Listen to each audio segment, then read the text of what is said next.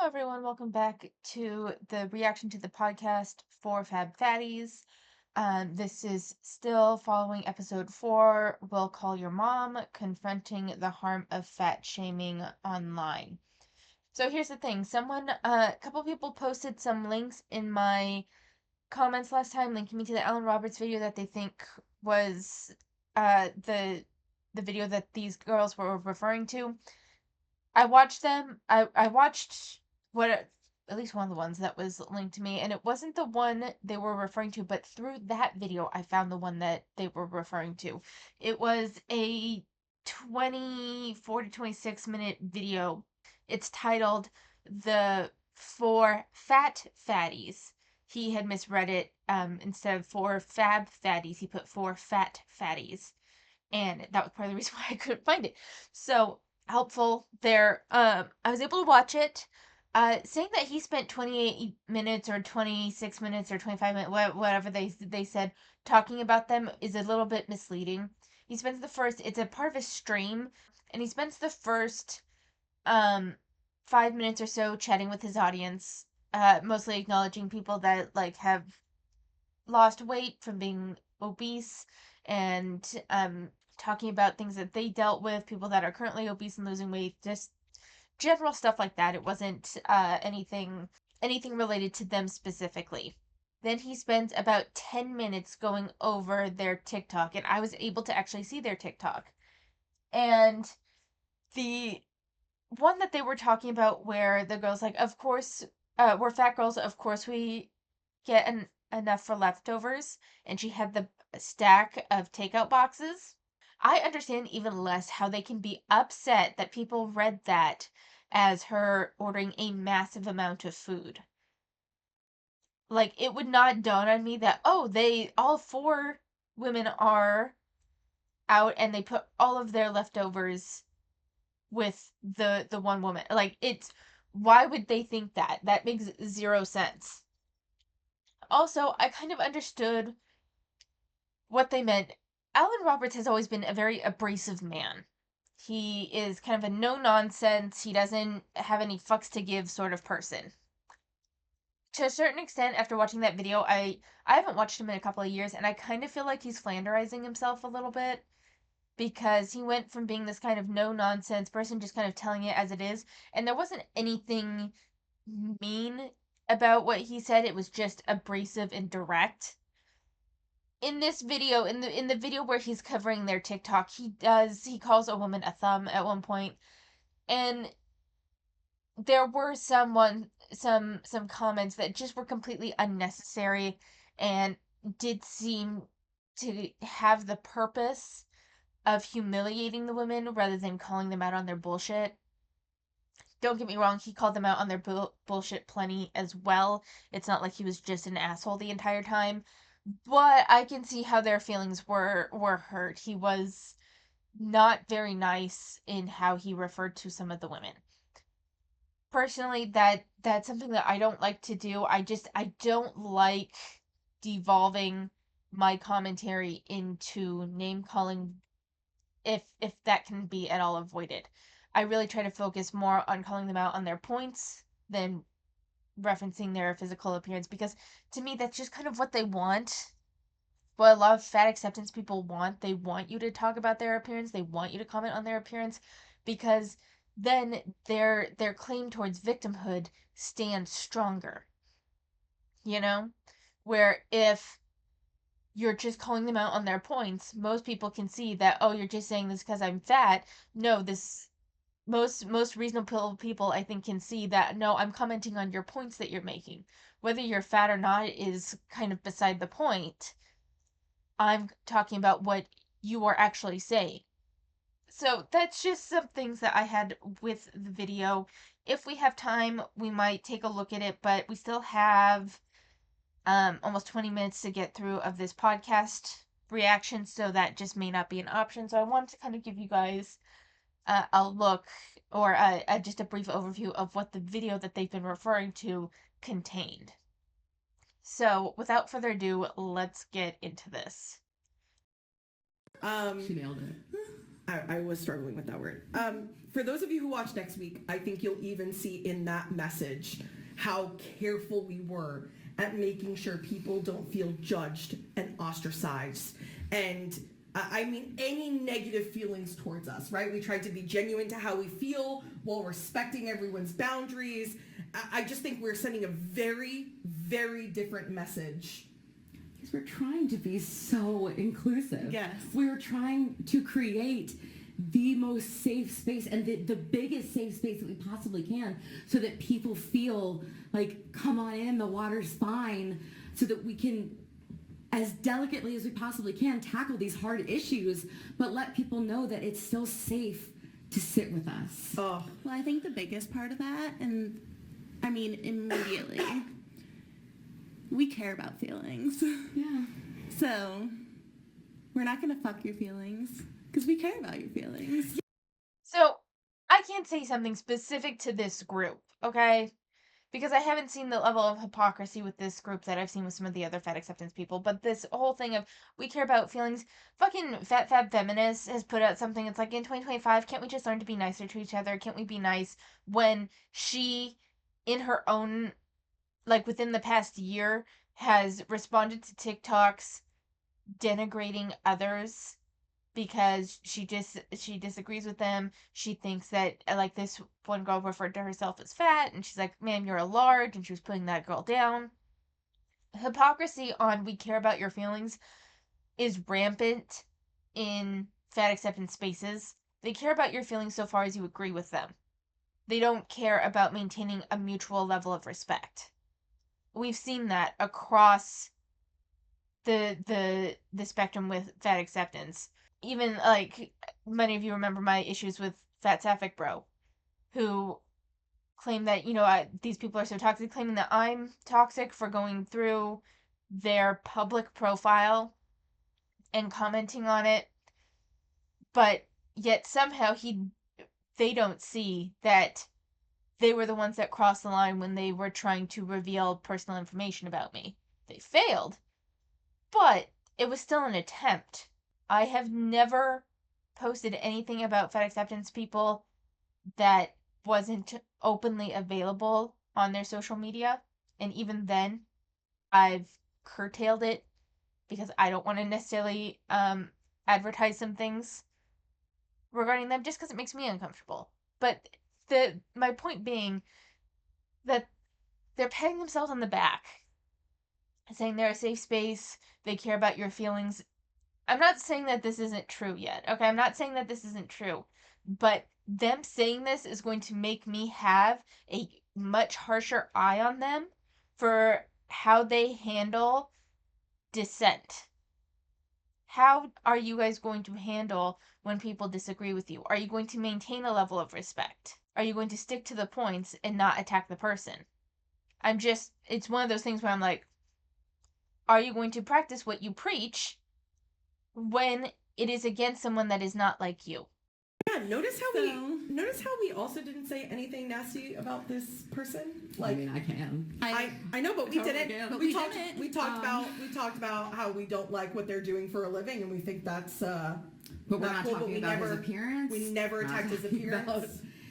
Any things. I'm going to share something personal.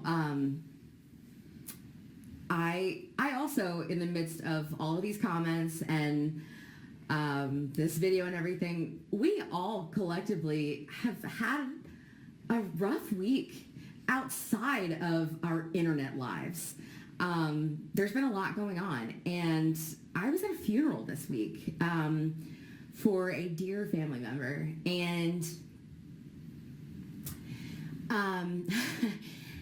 and something really, really, really stood out to me that I think I'll take with me for the rest of my life. Everybody had a chance to kind of stand up, or everybody who wanted to had a chance to kind of stand up and just speak fond memories of him and tell their stories of him. And the biggest takeaway was that everybody who stood up talked about how he made them feel. about at the end of the day, whether he got things right or wrong, it was his legacy is how he made people feel. And I think ultimately that will be ours. That will be our legacy, is we care so much about how people feel and how we make people feel and how people feel when they're around us. And All right, this is not purely towards them. I see this sort of attitude in the education sphere as well. And this sort of performative I care speeches are fairly abundant. And unfortunately, it's gotten to a point where it kind of gets on my nerves a little bit. Mostly because the people that tend to preach this, we care about your emotions. We want to be safe.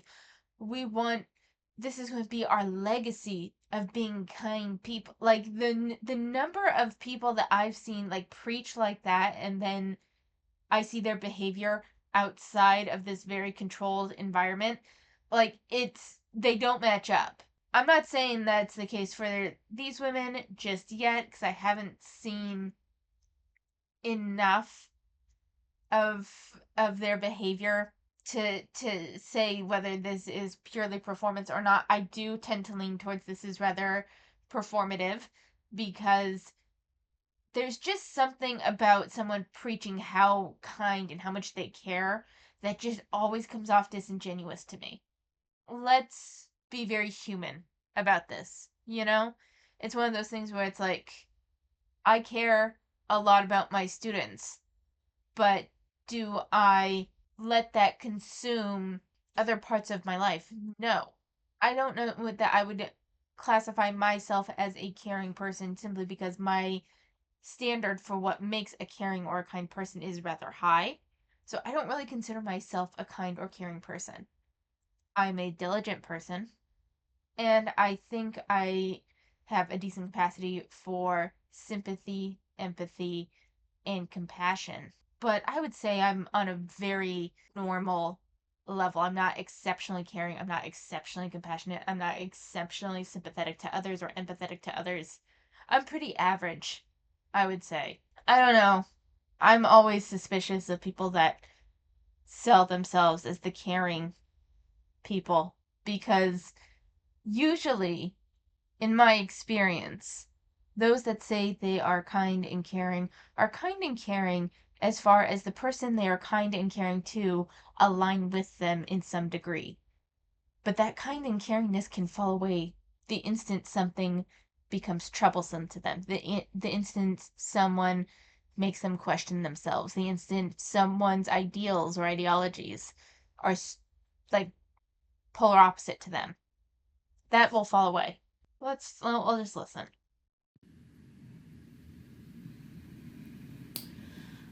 I just think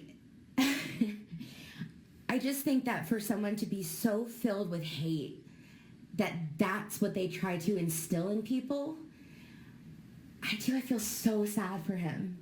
I feel so sad for that guy.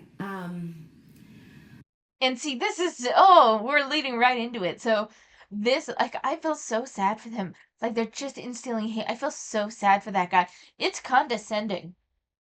This whole thing is just condescending of like, oh, you're such a sad, you have such a sad life because all you do is instill hate. And this blanket, again, this kind of blanket overlook on someone that fundamentally disagrees with them.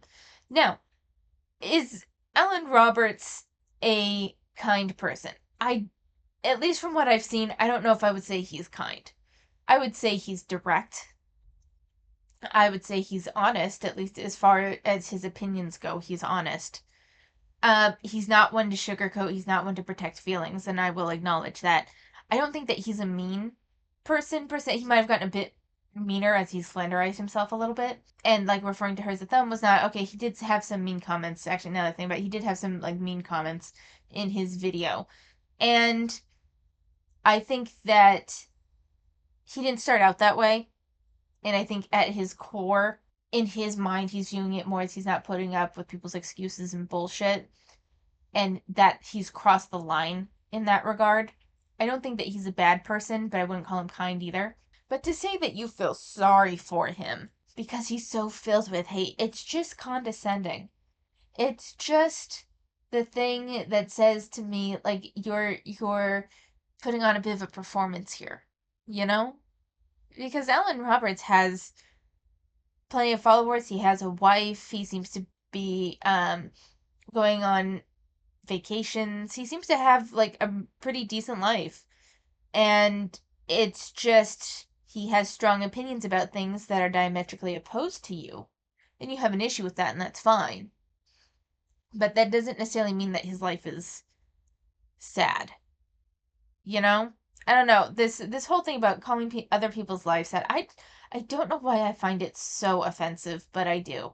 I like there's a few exceptions when someone's life seems exceptionally isolating or something, or they're stuck against their will. Like then I can kind of understand, but there's still something about voicing it to that degree, especially right after you said, you're such a caring person, that it's like you're trying to align it with the fact that you're a caring person, but really what you're doing is you're throwing shade. Let's not pretend that this is you being such a caring person that it makes you sad that he's so filled with hate when what you perceive as hate is directed towards you. I would say 70% of what he said was opinions that were opposed to what they were presenting, or observations or callouts of what in his view should be seen as unreasonable.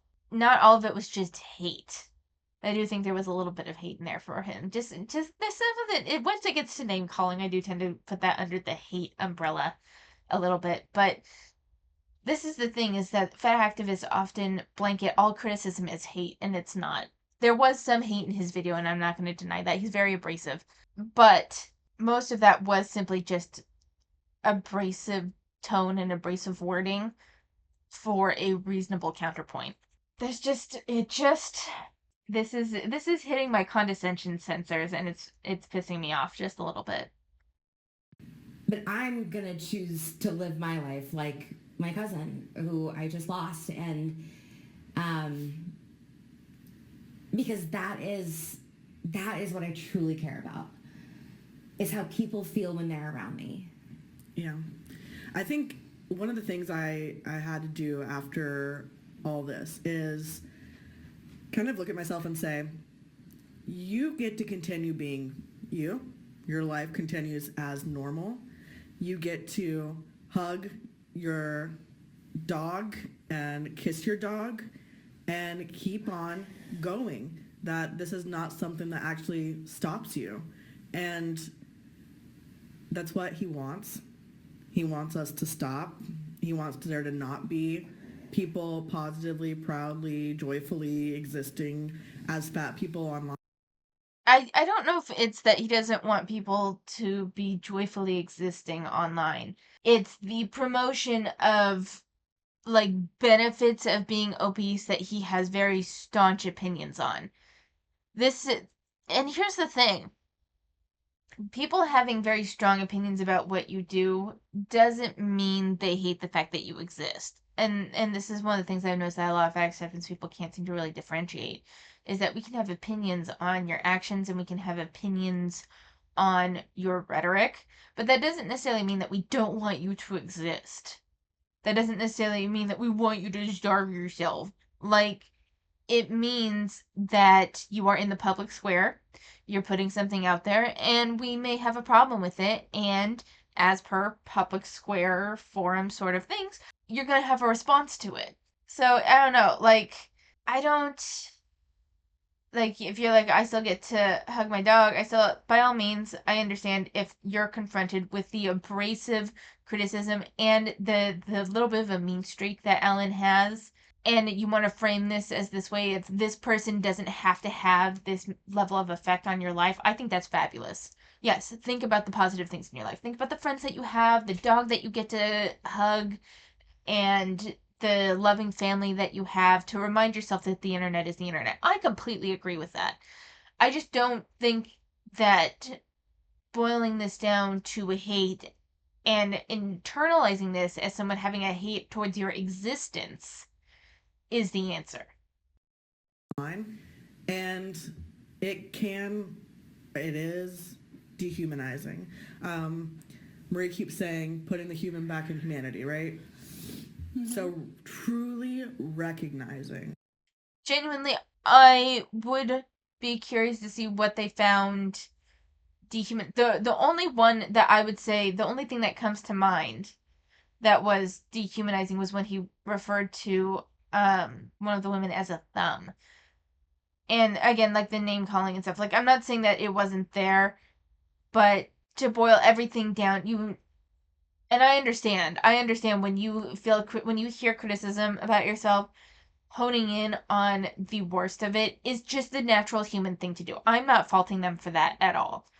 But this is one of those things where it's like, take a step back, wait a couple days, maybe look at it again. If it's really that emotionally triggering for you, then just let it go. But there were some reasonable points that he had in that video. There was a level of promotion of obesity promoting habits that they had in their TikTok. I understood his criticism of it. I didn't support everything he said, and I think he took a few comments a little too far. But I don't think that the whole reaction itself was without merit.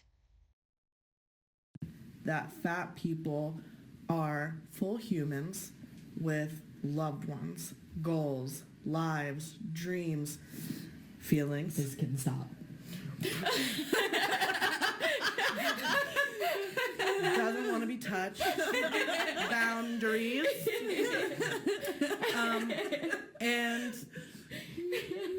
And you know, whenever we do encounter people online who want to deny us that, kind of building some coping mechanisms to dealing with it, because unfortunately we don't get to shut them down, right? Like freedom of speech exists.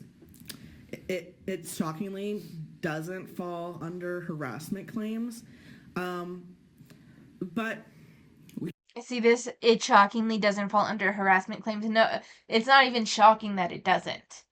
They're not someone making one video about you, or even me responding to all of your podcast stuff.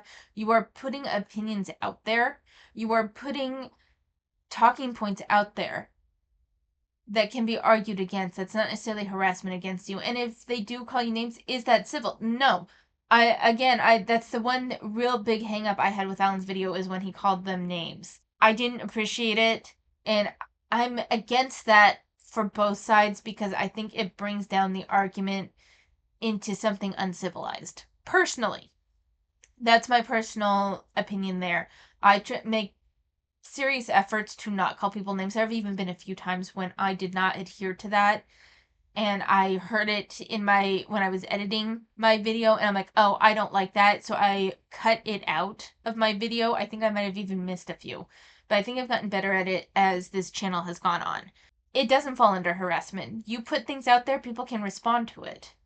If they call you a few names, it's not it's not a promotion of civil discourse, I will give them that, to call someone names, but it doesn't reach the point of harassment either. He's not calling his followers to go to your page and post mean things on your videos.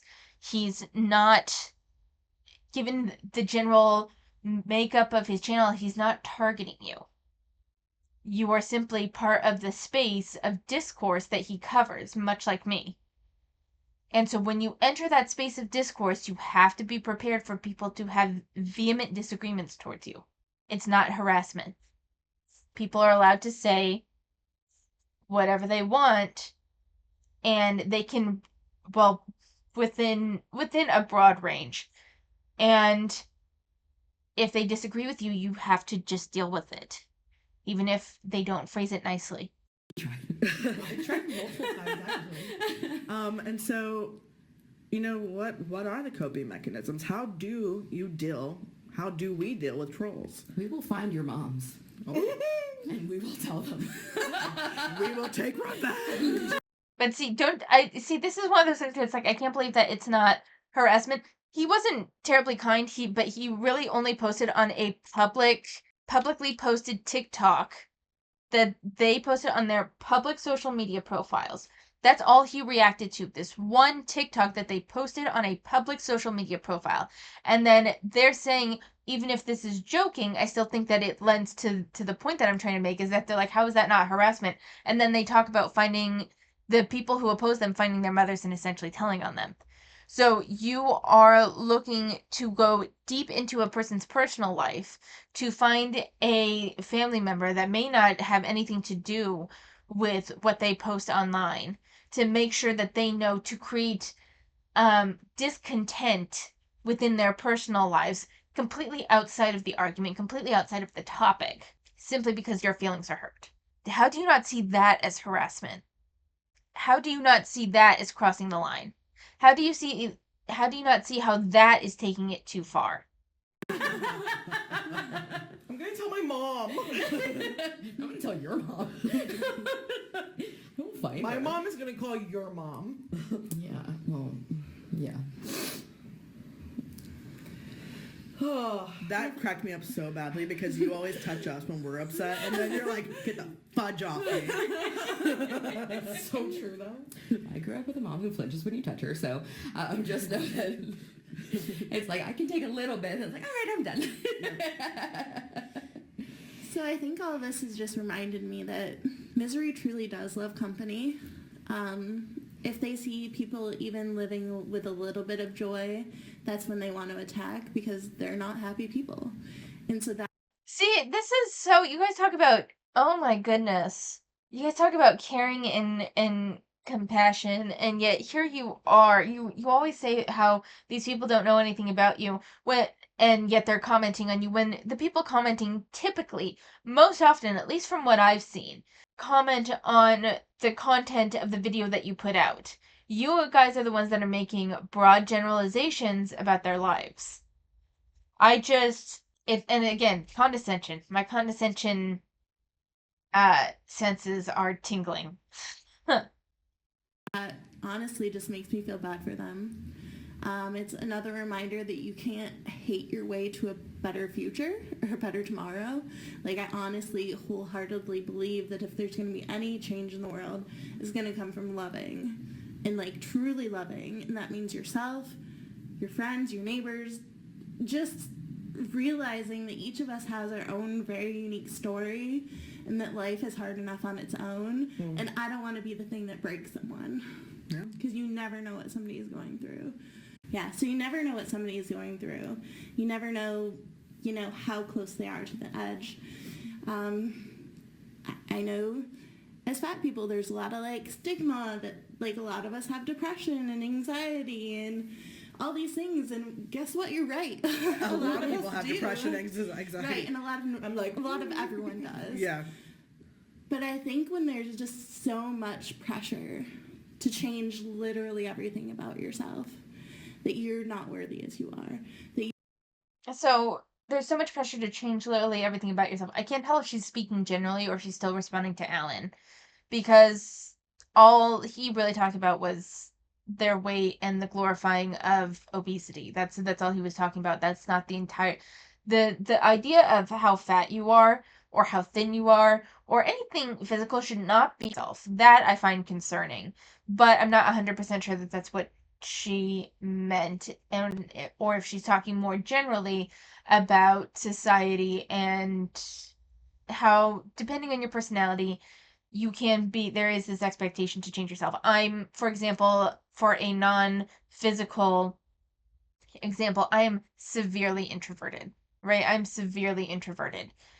And for my job, there is a little bit of it's something I need to work on to be better with parents and that sort of thing of communication and engaging the parents.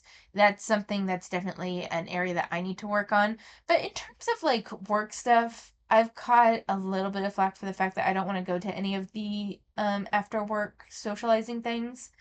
I've socialized enough in the day. I work with middle schoolers, which is emotionally draining for me some days and just mentally draining most days. Um, I want to go home and do something quiet and be away from people, you know? But there is an expectation of socializing. Now, granted, I know that I can't really get in trouble for it, so I don't even worry about it. But that can be something that puts an additional pressure on other introverts.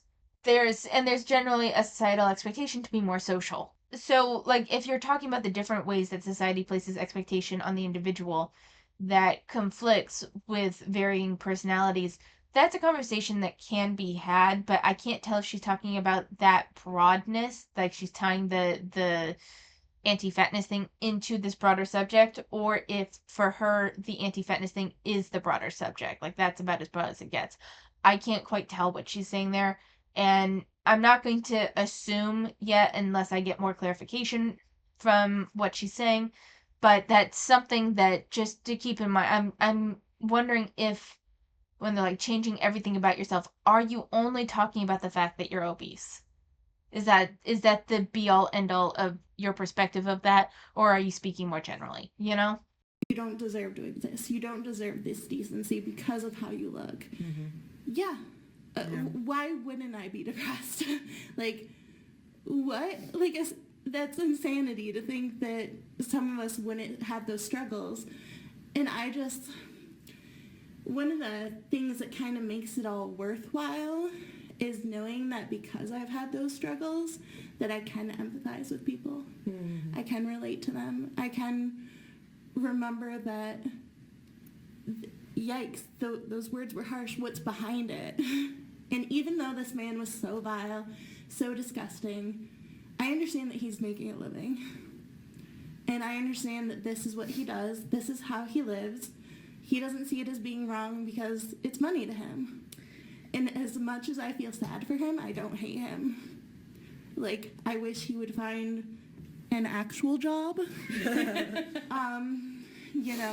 One that doesn't involve just terrorizing the internet. I was gonna say, hate baiting is a thing. Selling hate. People get into the hate baiting content. That's gross, though. It is. Like, why would you want that for your life, and what a legacy to leave, as I said. So, yeah. I didn't know better. You said, right? Like, sorry. That About what? That was for an it. inside thought that came out. No, put it out there. Why would people want that for themselves? I didn't know that there was something else. Right. I bought into it because Right. that's And I think all of us at this table have at one point right throughout our lives. But I actually think that's like, that at the end of the day is like really why we're doing this, because there is another way. Right. Like There's you another life. you actually don't have to hate yourself. And I'm all for wanting to change. Like, you can do these, like, if you truly want to pursue whatever, I don't care what it is, you can do that without hating yourself. You can take small steps towards whatever goal without thinking you're a piece of trash, without feeling unworthy, without feeling like you can't go take the plane ride somewhere because you're afraid to sit next to somebody, Yeah. or without putting on the bikini because you're afraid. You can live. And being fat does not necessitate that you must have a goal No. to be smaller. No. But it really feels like that they feel like unless we are actively pursuing that at all times, we are unworthy, whatever, unacceptable. As someone who does criticize you guys, it's not the your lack of pursuing weight loss that I've ever had a problem with. I really believe in body autonomy, and if you don't want to pursue weight loss, that's your choice.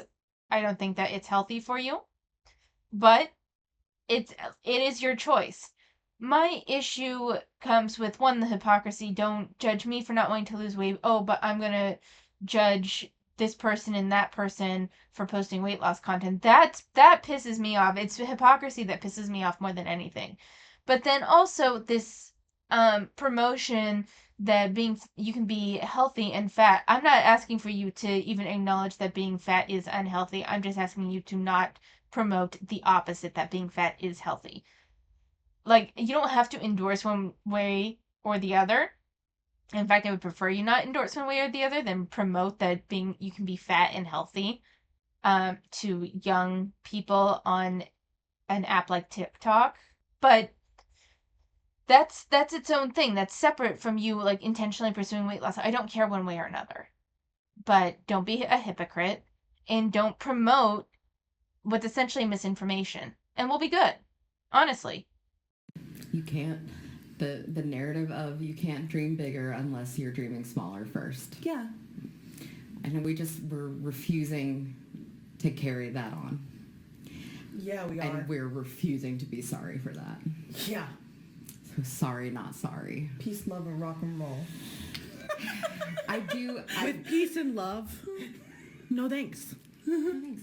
I do want Rock to. and roll? With peace and love, no thank you. No, to him. Oh yeah.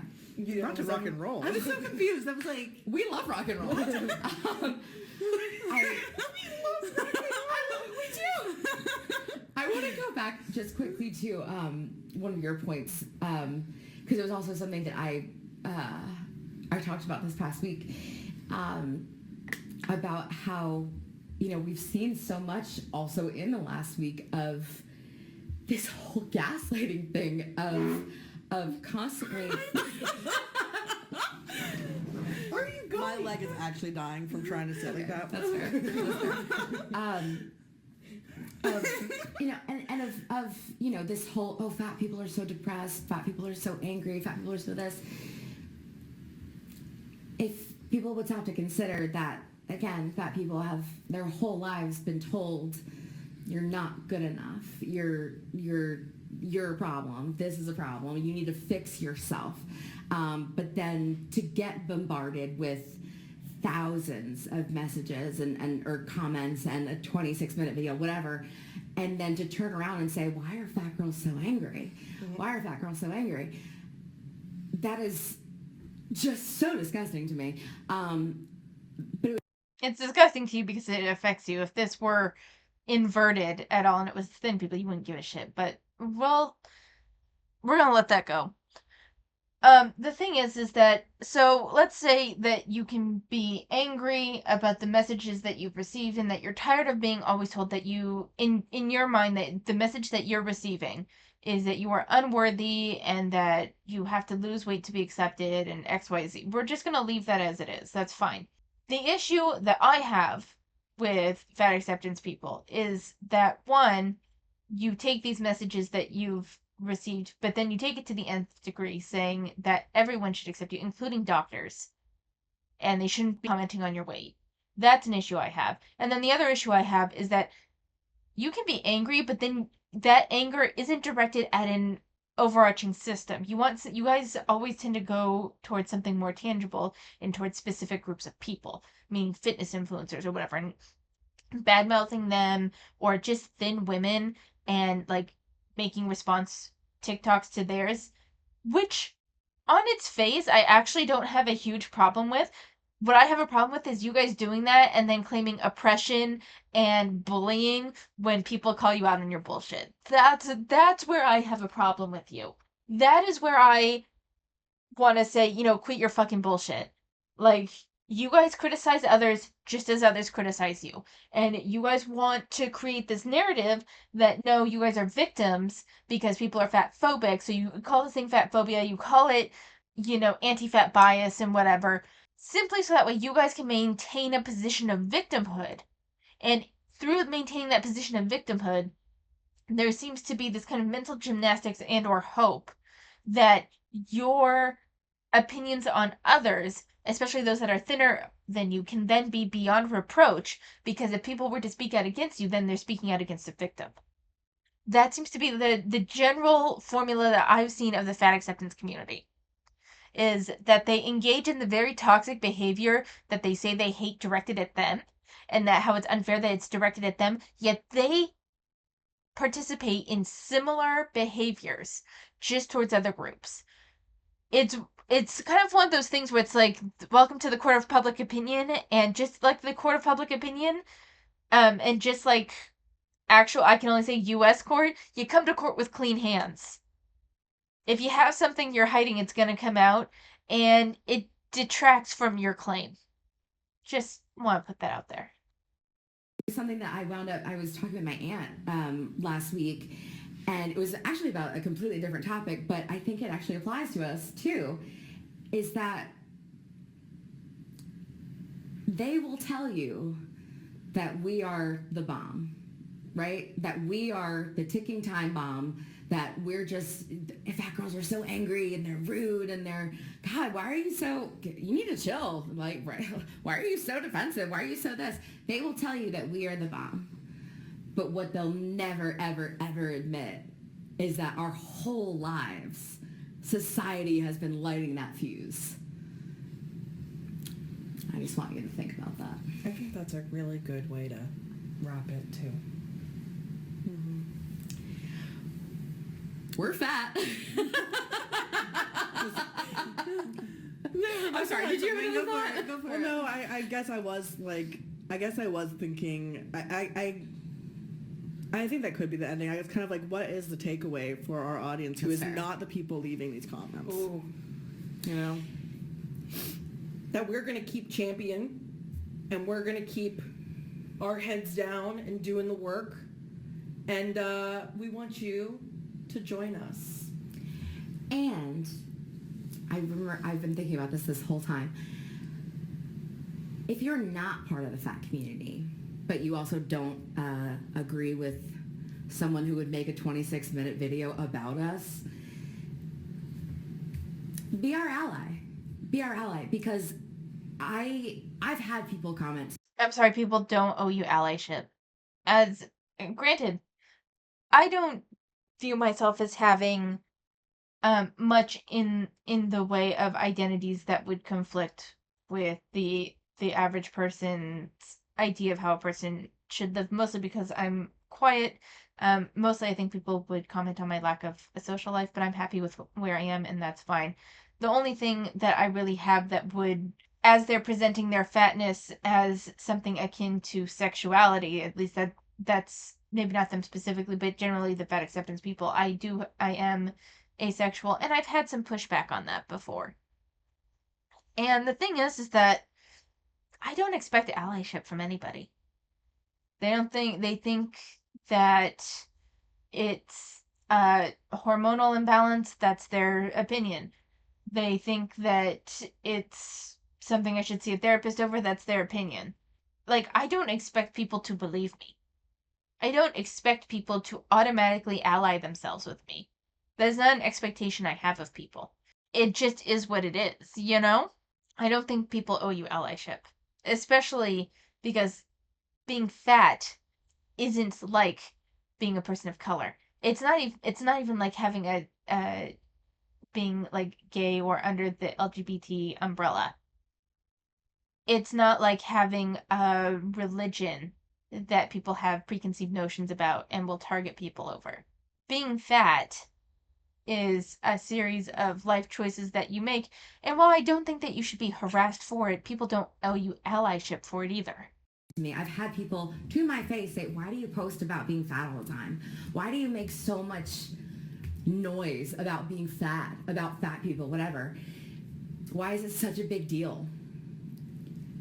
Because we got thousands of vile, disgusting comments. Because we got a 26-minute video in response to a 30-second reel. That is, again, misleading. Ellen's video only focused on them for about 10 minutes, and then the rest was talking to his audience and not even talking to his audience about them. Because you don't see it out loud, because they're cowards behind their keyboards. So just because you don't see it doesn't mean it's not there. So if you're not part of our fat community, be our allies. It's not okay, and we're gonna keep going. So make as many fucking videos about us as you want, leave as many terrible comments, and get mad at us for deleting your comments. It's our space. We get to decide who stays in it. I was gonna put up. I mean, fair. You guys can totally, if you guys see comments that you don't like, that's fine. But this is why people move to video format, like myself, so that way we can voice dissenting opinions about it, because there is, again, people don't owe you allyship, and while you may think of it as you're fighting for a cause of some sort, other people just see it as you promoting unhealthy lifestyles and teaching youth that certain lifestyles that can be detrimental to their health are okay. It's a difference of perspective. And one thing that I like, we'll listen to the rest of this, and then I have just a couple of last minute comments to make. Two very big middle fingers, but I'm not going to do that. Yell into the void all you want, my friends. I think for people listening, I hope they take away that you won't be able to do anything right. So do what feels right to you. Yes. That was well said. Thank you. Because you know what? We're fat. We're fab. We're four. And we're friends. And we're sticking around. So We're not hang going in there. anywhere. Because we're here for the long. All right, so they're just, we're here, we're fat, we're proud of it. Okay. So the thing is that by and large, fat acceptance is actually probably considered the more socially acceptable thing than being anti-fat acceptance. So I understand that they're like, oh, you need to be our ally and stuff. Your movement has unfortunately entered the cultural zeitgeist in a way that it has been, in fact, grouped in with other social advocacy groups, and I find that unfortunate. And the reason why I say this is because I do on occasion use ChatGPT for prompt generation. Like I have this whole drawing thing where I'm doing the Duolingo bird, and I had ChatGPT create 365 prompts that get progressively more unhinged and menacing. Just so that way I could have more of a gradation. It was better at forming a gradation of the increase than I was able to do myself. And generate more ideas than I was able to do myself. So for prompt generate, I do like to go to AI for prompt generation. So when you go on ChatGPT or the inspiration section of YouTube where you can type in ideas and stuff, for a long time ChatGPT would not even engage me in anti-fat acceptance stuff. It is now engaging somewhat, but not in full-on anti-fat acceptance prompts. It's kind of a blend of talking about nuance, and so you're expected to kind of honor the fat acceptance and the anti-fat acceptance and create more of a balanced video. I am biased. Anti-fat acceptance, I'm not going to hide that. I am biased. But if you were to do the opposite and say, can I get prompts for fat acceptance videos, or look up fat acceptance in the YouTube inspiration generator, which is also an AI tool, you get prompts easy. You get so many prompts on how to promote fat acceptance and make fat acceptance videos. So if anything, the general online discourse, the general tools that are used are biased towards fat acceptance. And that is what it is. But this is the thing, this adds to the you're not victims. You have actually been honored with the status on the same level of legitimate social advocacy, of LGBT rights, of trans rights, of, well, LGBT rights, but still, you guys get what I mean.